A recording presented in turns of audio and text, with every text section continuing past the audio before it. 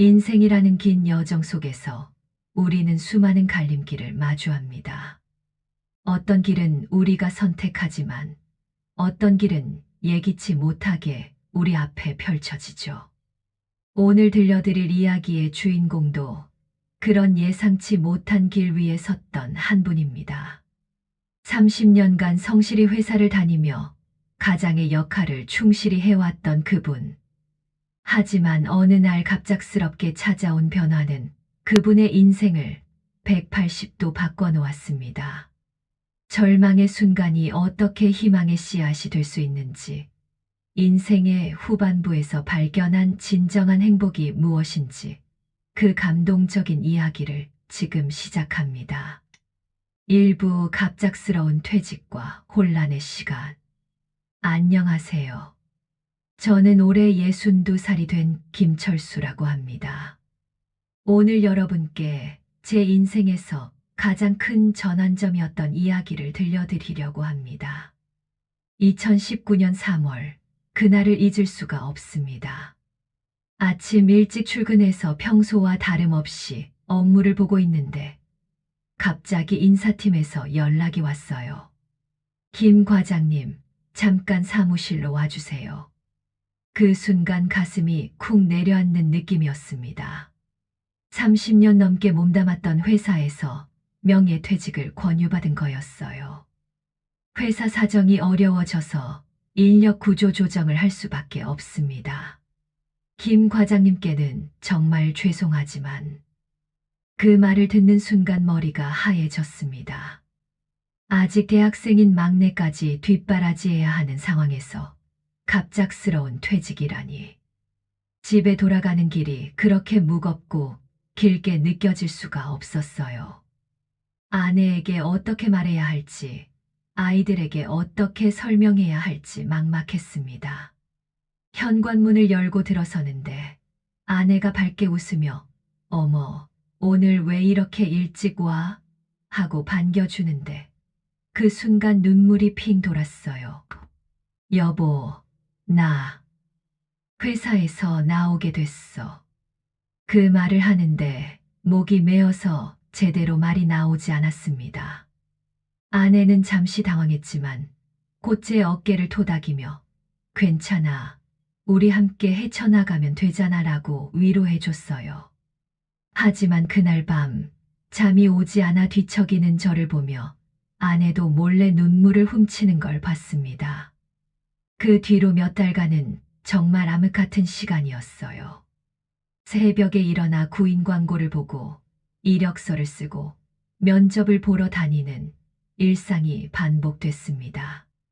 하지만 50 중반의 나이에 새로운 일자리를 구하는 게 이렇게 어려울 줄 몰랐어요.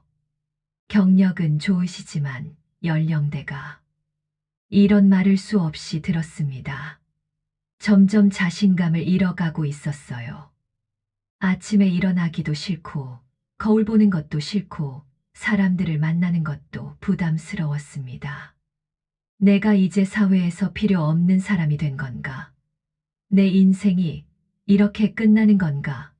이런 생각들이 머릿속을 맴돌았어요. 특히 힘들었던 건 오랫동안 함께 일했던 동료들과의 관계였어요. 처음엔 연락도 자주 하고 만나기도 했지만 점점 소원해지는 게 느껴졌어요. 어떤 때는 길에서 우연히 만나도 어색하게 인사만 하고 지나치는 경우도 있었고요. 역시 직장 관계는 직장을 떠나면 끝이구나 하는 씁쓸함이 밀려왔습니다. 2부 우연한 봉사 활동의 시작. 그렇게 혼란스럽고 우울한 시간을 보내던 중 우연한 계기로 봉사 활동을 시작하게 됐습니다. 어느 날 아내가 "여보, 집에만 있으니까 더 우울해지는 것 같아. 잠시라도 밖에 나가서 다른 일을 해보면 어때?" 라고 제안했어요. 처음엔 귀찮다고 거절했지만 아내가 동네 복지관에서 급식 봉사자를 모집한다는 전단지를 가져왔더라고요. "한 번만 가봐. 부담스러우면 안 해도 돼." 아내의 간곡한 부탁에 못 이겨 따라 나섰습니다. 복지관에 처음 들어섰을 때의 그 느낌을 지금도 생생히 기억해요. 많은 어르신들이 줄을 서서 식사를 기다리고 계시는데 그 모습이 어딘지 모르게 낯설지 않았어요. 봉사 담당자가 앞치마를 주시며 밥을 퍼서 드리는 일부터 시작해 보세요 라고 하시더라고요. 처음엔 서툴러서 밥이 여기저기 흩어지기도 하고 국을 엎지를 뻔하기도 했어요.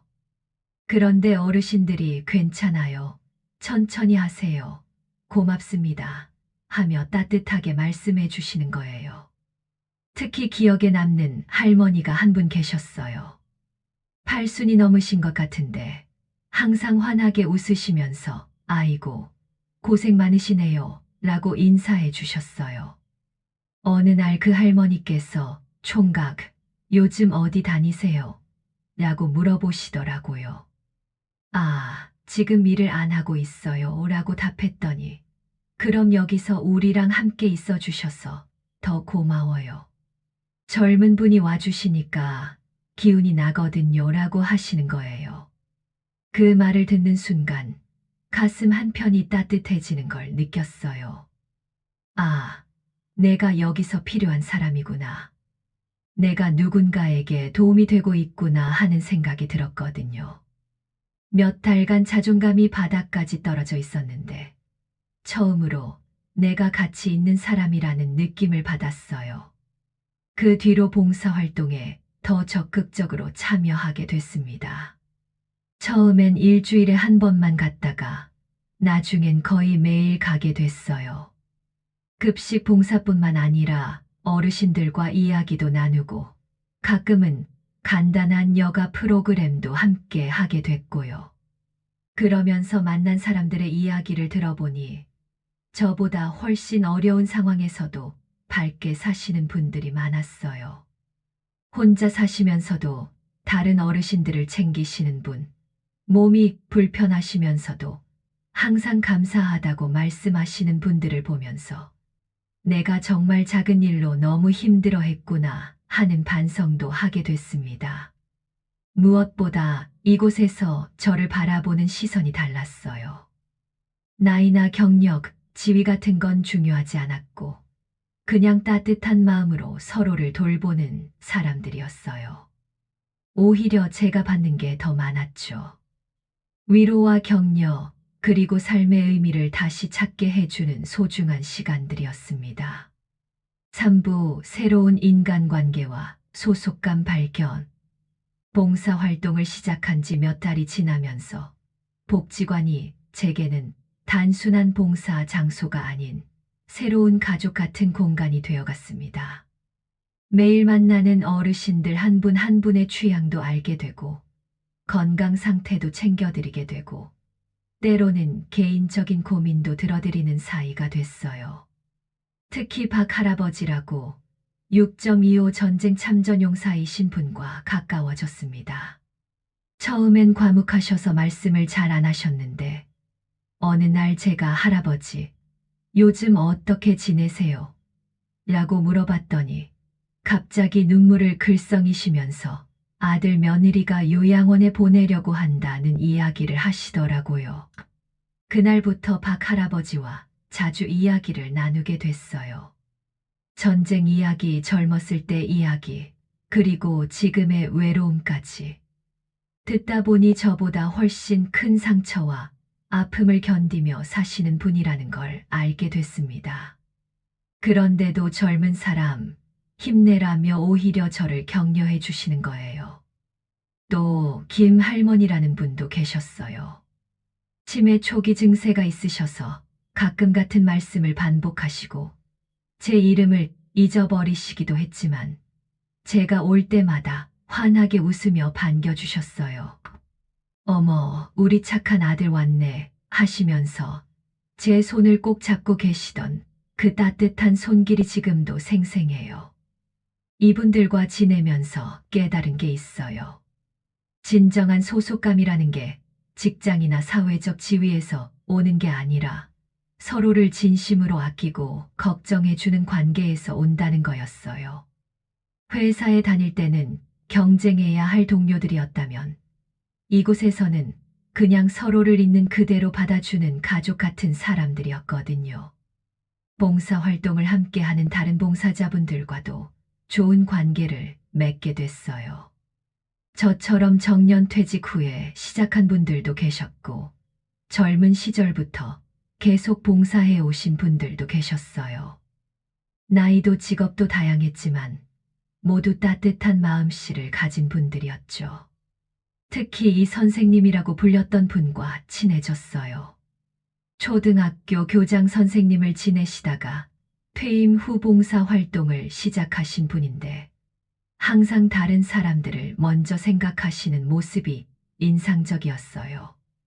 이분께서 하루는 저에게 철수 씨, 봉사라는 게 내가 뭔가를 해주는 게 아니라 오히려 내가 더 많이 받는 거더라고요 라고 말씀하시더라고요. 정말 공감이 되는 말이었어요. 이렇게 새로운 인간관계들이 생기면서 제 하루 일과가 완전히 바뀌었어요. 아침에 일어나면 오늘은 할아버지들, 할머니들이 어떻게 지내실까 하는 생각부터 들고 복지관에 가는 발걸음도 가벼워졌어요. 누군가를 기다리는 사람들이 있고 제가 필요한 곳이 있다는 것만으로도 삶에 활력이 생겼죠. 무엇보다 이곳에서는 제가 퇴직자가 아니라 그냥 철수 씨였어요. 과거의 직책이나 경력이 아닌 지금 이 순간의 저를 있는 그대로 받아주는 사람들 속에서 진정한 편안함을 느꼈습니다. 이게 바로 진짜 소속감이구나 싶었어요. 사부 가족과의 시간 재발견.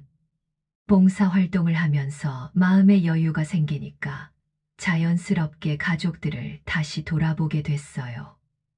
회사 다닐 때는 항상 바빴거든요. 아침에 나가서 저녁 늦게 들어오고 주말에도 골프나 회식이 있었고 가족들과 제대로 시간을 보낸 기억이 별로 없어요. 특히 아내에게 미안한 마음이 컸어요. 30년 넘게 살림하면서 아이들 뒷바라지하고 시부모님도 모시고 제가 직장에만 매달려 있을 때 혼자서 얼마나 힘들었을까요? 퇴직하고 나서야 아내가 얼마나 많은 것들을 감당해 왔는지 알게 됐어요. 여보, 그동안 정말 고생 많았어. 내가 너무 모르고 살았네. 어느 날 저녁에 아내에게 이런 말을 했더니 아내가 깜짝 놀라더라고요. 어머, 갑자기 왜 그래? 하면서도 눈가가 촉촉해지는 걸 봤어요. 아마 이런 말을 들어본 지 오래됐을 거예요. 그 뒤로 아내와 함께하는 시간을 늘렸어요. 장 보러 갈 때도 따라가고, 저녁에는 동네 한 바퀴 산책도 하고, 주말에는 가까운 곳으로 여행도 다녔어요. 처음엔 어색했어요. 뭘 말해야 할지도 모르겠고, 그냥 나란히 걷기만 해도 어색했거든요. 그런데 시간이 지나면서 점점 자연스러워졌어요. 아내가 좋아하는 드라마 이야기도 듣게 되고, 동네 아줌마들 소식도 듣게 되고, 아이들 어렸을 때 이야기도 다시 나누게 되고, 그때 큰아이가 처음 걸음마 할 때 당신이 출장 가서 못 봤잖아. 이런 이야기들을 하면서 제가 놓쳤던 소중한 순간들을 되짚어 보게 됐어요. 아이들과의 관계도 달라졌어요. 첫째는 이미 결혼해서 독립했고, 둘째는 직장인, 막내는 아직 대학생인데, 예전엔 만나면 공부는 하냐, 취업 준비는 어떻게 되어가냐, 이런 잔소리만 했거든요. 그런데 이제는 그냥 편하게 이야기하게 됐어요. 특히 막내와의 관계가 많이 개선됐어요. 예전엔 서로 할 말이 없어서 어색했는데 어느 날 복지관 이야기를 해줬더니 관심을 보이더라고요. 아빠가 봉사활동을 해요. 대단한데요? 하면서 자랑스럽다고 하는 거예요. 그 말을 듣는 순간 가슴이 뭉클했어요. 그 뒤로 막내가 방학 때는 가끔 복지관에 따라오기도 했어요. 어르신들이 젊은 대학생을 보시고 얼마나 좋아하시는지요. 공부 열심히 해라. 좋은 사람 만나라 하시면서 용돈도 주시려고 하고. 막내도 할아버지, 할머니들이 정말 좋으시네요. 아빠가 왜 여기 오시는지 알겠어요. 라고 하더라고요. 손주들과의 시간도 늘어났어요. 첫째가 결혼해서 낳은 손주가 둘인데 예전엔 명절이나 생일 때나 봤거든요. 그런데 이제는 시간이 많으니까 자주 보게 됐어요. 손주들과 공원에 가서 놀아주고 그림책도 읽어주고 가끔은 어린이집에 데려다 주기도 하고 손주들이 할아버지 하면서 달려와서 안기는 그 순간의 행복을 뭐라고 표현해야 할까요? 회사에서 승진했을 때나 큰 계약을 성사시켰을 때의 기쁨과는 전혀 다른 그냥 순수하고 따뜻한 행복이었어요. 내가 이런 행복을 놓치고 살았구나 하는 생각에 가슴이 아팠지만 동시에 이제라도 알게 되어서 다행이다 싶었어요. 5부 건강과 일상의 소중함 깨닫기. 퇴직 후 생활 패턴이 바뀌면서 자연스럽게 건강에도 신경을 쓰게 됐어요. 회사 다닐 때는 야근, 회식, 스트레스로 몸이 엉망이었거든요. 술도 자주 마셨고, 운동할 시간도 없었고, 병원 가는 것도 미루기 일쑤였어요. 그런데 봉사활동을 하면서 규칙적인 생활을 하게 됐어요. 아침 일찍 일어나서 복지관에 가고, 저녁에는 아내와 산책하고, 일찍 잠자리에 들고, 자연스럽게 술 마실 일도 줄어들고, 몸이 한결 가벼워지는 걸 느꼈어요. 특히 복지관 어르신들 중에 건강하게 오래 사시는 분들의 비결을 들어보니 대부분 규칙적인 생활과 긍정적인 마음가짐이더라고요. 90이 넘으신 최할아버지는 매일 아침 6시에 일어나서 체조하시고 하루도 빠짐없이 복지관에 오세요. 젊은 사람, 건강이 최고야. 건강하면 뭐든 할 수 있어 라고 항상 말씀하시거든요. 그 말씀에 감화돼서 저도 운동을 시작했어요. 처음엔 동네 한 바퀴 걷는 것부터 시작해서 나중엔 등산도 하게 됐고요. 아내와 함께 등산을 다니는데 정상에 올라서 내려다보는 풍경이 그렇게 아름다울 수가 없어요. 우리가 이런 좋은 곳에 살고 있었구나 하는 걸 새삼 깨닫게 됐죠. 몸이 건강해지니까 마음도 한결 가벼워졌어요. 예전엔 조금만 피곤해도 짜증이 났는데 이제는 웬만한 일로는 화도 안 나요. 체력이 좋아지니까 하루 종일 봉사활동을 해도 힘들지 않고 오히려 활력이 넘쳤어요. 그리고 일상의 작은 것들에서 행복을 찾게 됐어요. 아침에 일어나서 마시는 따뜻한 차 한 잔, 아내가 해준 맛있는 된장찌개, 손주가 그려준 그림, 복지관에서 만나는 할아버지, 할머니들의 웃는 얼굴. 이런 평범한 일상이 얼마나 소중한 건지 몰랐거든요. 회사 다닐 때는 항상 무언가를 쫓아가느라 바빴어요. 승진, 연봉, 성과, 미래 계획. 늘 현재가 아닌 미래를 위해 살았죠. 그런데 지금은 오늘 하루가 소중해요. 오늘 만난 사람들, 오늘 나눈 대화, 오늘 본 하늘, 오늘 걸은 길. 모든 게 의미 있고 소중하게 느껴져요.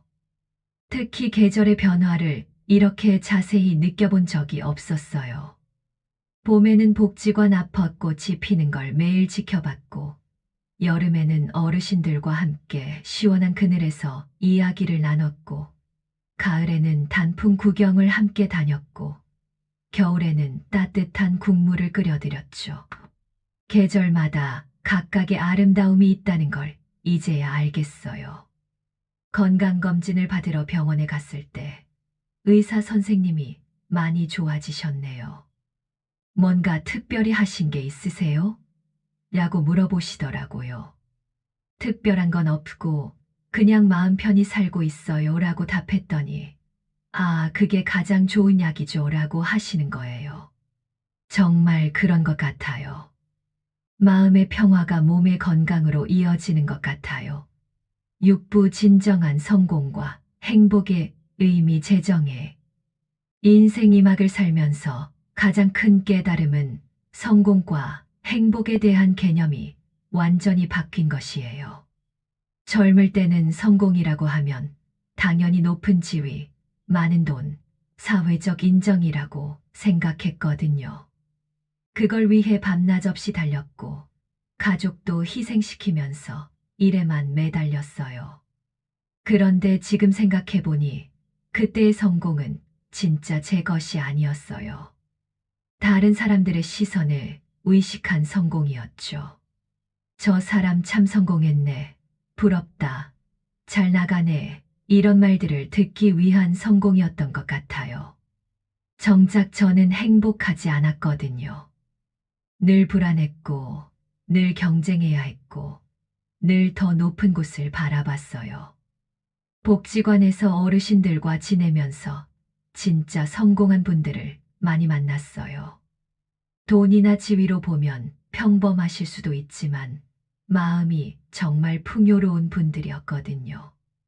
박 할아버지 같은 경우도 전쟁을 겪으시고 평생 막노동으로 가족을 부양하셨지만 내가 자식들 모두 대학까지 보냈어. 그게 내 자랑이야 라고 말씀하시는 거예요. 그 자부심과 만족감이 진짜 성공이 아닐까 싶었어요. 또 김 할머니는 평생 시장에서 과일 장사를 하시면서 혼자 아들 셋을 키우셨는데 힘들었지만 후회 없어. 아들들이 모두 좋은 사람들이 됐으니까 라고 하시는 거예요.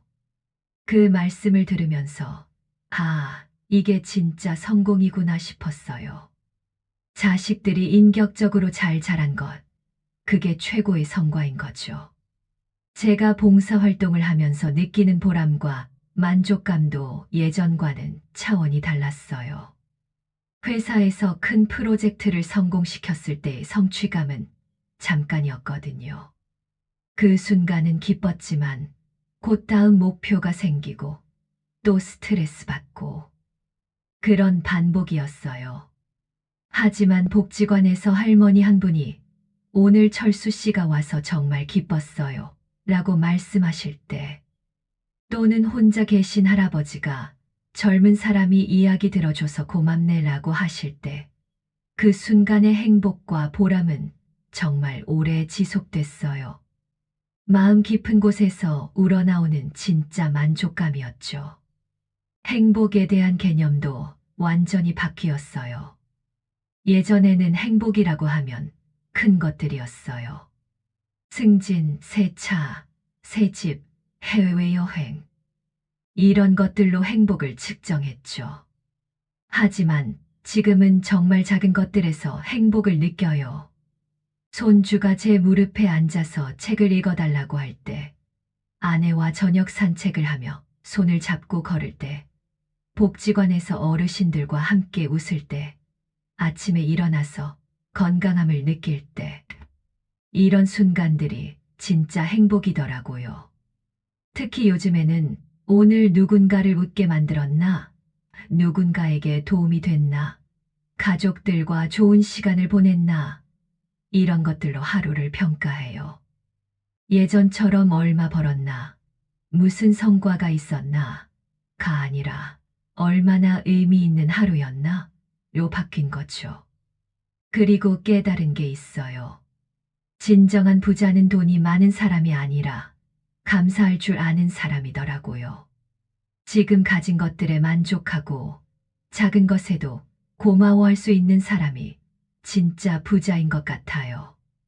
저도 이제는 아침에 눈을 뜰 수 있다는 것부터 감사하게 생각해요. 물론 경제적인 여유가 없다고 해서 괜찮다는 건 아니에요.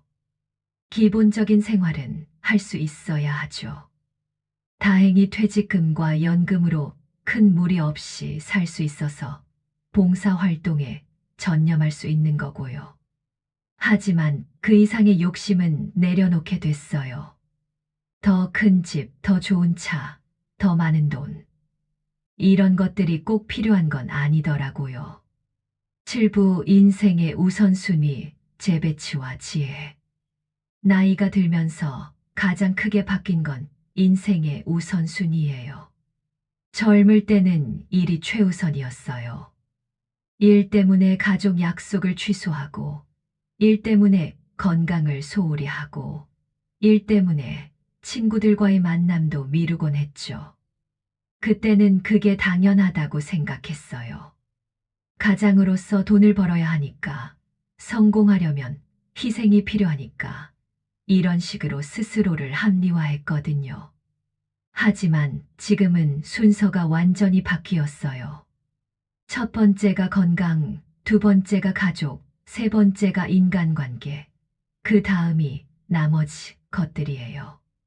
건강을 잃으면 아무것도 할 수 없고, 가족 없이는 의미가 없고, 좋은 사람들 없이는 외로우니까요.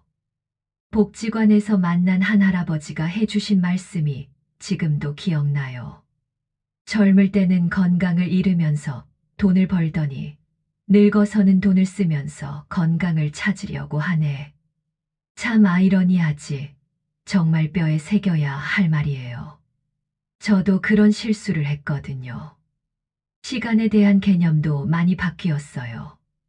젊을 때는 시간이 무한정 있다고 생각했어요. 나중에 시간 나면 해야지. 은퇴하면 그때 해야지. 이런 식으로 미루기만 했죠. 하지만 이제는 시간이 정말 소중하다는 걸 알아요. 하고 싶은 일, 만나고 싶은 사람, 가고 싶은 곳이 있으면 미루지 않고 바로 실행해요. 특히 사람과의 관계에서 이런 변화가 컸어요. 예전에는 쓸데없는 인간관계는 정리해야 한다는 생각으로 사람들을 만났어요. 도움이 될 만한 사람들 위주로 관계를 유지했죠. 하지만 지금은 그냥 좋은 사람들과 시간을 보내는 게 최고예요. 서로에게 도움이 되고 안 되고는 중요하지 않아요. 복지관에서 만난 분들 중에 정말 지혜로운 분들이 많아요. 학력이나 경력과는 상관없이 살아온 경험에서 우러나오는 진짜 지혜를 가지신 분들이에요. 이 할머니 같은 경우는 글을 모르셨지만 사람의 마음을 읽는 능력이 정말 뛰어나셨어요. 철수야, 요즘 뭔가 마음에 걸리는 일이 있지? 하시면서 정확히 제 마음 상태를 알아보시는 거예요. 어떻게 아셨냐고 물어보면 살다 보면 다 보이는 거야. 눈빛만 봐도 알아 하시는 거였어요. 이런 직관과 통찰력은 어떤 공부로도 얻을 수 없는 거더라고요. 또 다른 할아버지는 항상 이런 말씀을 하세요. 나이 들면서 깨달은 건 뭘 가져야 한다가 아니라 뭘 버려야 한다는 거야. 욕심, 화, 원망. 이런 것들을 하나씩 버리니까 마음이 가벼워지더라고. 정말 명언이에요. 저도 조금씩 불필요한 감정들을 내려놓으려고 노력하고 있어요. 젊을 때는 모든 걸 다 가지려고 했어요. 성공도, 돈도, 명예도, 인정도 다 가져야 한다고 생각했죠. 하지만 나이가 들수록 정말 중요한 것만 남기고 나머지는 내려놓게 돼요. 그래야 진짜 소중한 것들에 집중할 수 있거든요. 요즘에는 매일 밤 잠들기 전에 감사 인사를 해요. 오늘 하루 건강했던 것, 가족들이 무사했던 것, 좋은 사람들을 만났던 것, 맛있는 밥을 먹었던 것. 작은 것들에도 고마워하니까 마음이 평화로워져요. 예전에는 항상 부족한 것들만 생각했는데, 이제는 가진 것들에 집중하게 됐어요. 그리고 실수나 실패에 대한 관점도 많이 바뀌었어요. 젊을 때는 실패를 두려워했고, 실수하면 자책하기 바빴어요. 하지만 지금은 실수도 경험의 일부라고 생각해요. 완벽하지 않아도 괜찮고 실패해도 괜찮아요. 중요한 건 그 속에서 배우고 성장하는 거니까요. 8부 감사 인사. 이렇게 제 인생의 전환점과 인생 이막에서 깨달은 지혜들을 나누다 보니 시간이 참 빨리 흘렀네요. 처음 퇴직 통보를 받았을 때만 해도 세상이 무너지는 줄 알았는데 지금 돌이켜보니 그게 오히려 새로운 인생의 시작점이었어요. 만약 그때 퇴직하지 않았다면 아직도 바쁜 일상에 쫓겨 살면서 정말 소중한 것들을 놓치고 있었을 거예요. 가족과의 시간, 건강, 마음의 평화, 진정한 인간관계. 이런 것들을 발견할 기회가 없었을 수도 있죠. 물론 처음엔 정말 힘들었어요. 경제적인 불안감도 있었고, 자존감도 바닥이었고, 미래에 대한 두려움도 컸어요. 하지만 그 어려운 시간들도 다 의미가 있었던 것 같아요. 그래야 지금의 행복을 더욱 소중히 느낄 수 있었으니까요. 봉사활동을 시작한 지 벌써 5년이 되어 가네요. 처음 복지관 문을 두드렸을 때와 지금의 제가 얼마나 달라졌는지 스스로도 놀라워요. 그때는 뭔가를 받기 위해서 간 것 같았는데 지금은 정말 진심으로 어르신들을 사랑하게 됐어요. 어제도 박 할아버지가 철수야, 내가 와서 우리가 얼마나 힘이 나는지 알아? 라고 말씀하시더라고요. 그런 말씀을 들을 때마다 내가 정말 가치 있는 일을 하고 있구나 하는 보람을 느껴요. 도움을 주러 간 곳에서 오히려 더 많은 걸 받고 오는 기분이에요. 가족들과의 관계도 예전과는 비교할 수 없을 정도로 좋아졌어요. 아내와는 이제 진짜 친구 같은 사이가 됐고, 아이들과도 편하게 대화할 수 있게 됐어요. 특히 손주들과 보내는 시간은 정말 소중해요. 아이들의 맑은 웃음소리를 듣고 있으면 세상의 모든 걱정이 사라지는 것 같아요. 건강도 많이 좋아졌어요. 규칙적인 생활과 적당한 운동, 그리고 무엇보다 마음의 평화가 몸에도 좋은 영향을 준 것 같아요. 병원에서도 나이에 비해 건강하다고 하시니까 앞으로도 오래오래 봉사 활동을 계속할 수 있을 것 같아요. 지금 저에게는 꿈이 있어요. 복지관의 작은 도서관을 만드는 거예요. 어르신들 중에 책을 좋아하시는 분들이 많은데 마땅히 읽을 곳이 없거든요. 제가 조금씩 모은 돈으로 책도 사고 편안하게 앉아서 읽을 수 있는 공간도 만들어 드리고 싶어요. 작은 꿈이지만 이루어지면 정말 보람찰 것 같아요. 여러분 중에서도 혹시 인생의 전환점을 맞고 계신 분들이 있다면 너무 두려워하지 마세요. 처음엔 힘들겠지만 분명히 새로운 길이 열릴 거예요. 그리고 그 길이 예상보다 훨씬 아름다울 수도 있어요. 특히 은퇴를 앞두고 계신 분들이나 이미 은퇴하신 분들에게 말씀드리고 싶어요. 인생이 막은 끝이 아니라 진짜 시작이에요. 이제까지는 남을 위해서, 생계를 위해서 살았다면, 이제는 정말 자신을 위해서, 의미 있는 일을 위해서 사실 수 있는 시간이에요. 봉사활동이 아니더라도 괜찮아요. 취미 활동이든, 새로운 공부든, 여행이든, 자신이 정말 하고 싶었던 일을 해보세요. 나이는 숫자에 불과해요. 마음먹기에 따라 언제든 새로운 도전을 할 수 있어요. 그리고 가족들과의 시간을 소중히 여기시길 바랍니다. 아무리 바빠도 가족보다 중요한 일은 없어요. 특히 배우자와의 관계를 다시 한번 돌아보세요. 오랜 시간 함께 해온 동반자와 앞으로도 행복하게 살아가려면 서로에 대한 관심과 사랑을 다시 확인하는 시간이 필요해요. 마지막으로 건강을 절대 소홀히 하지 마세요. 건강이 있어야 무엇이든 할 수 있어요. 규칙적인 운동과 식사, 그리고 정기적인 건강검진은 필수예요. 몸이 건강해야 마음도 건강해지고, 마음이 건강해야 진정한 행복을 느낄 수 있어요. 오늘 이렇게 긴 이야기를 끝까지 들어주셔서 정말 감사해요.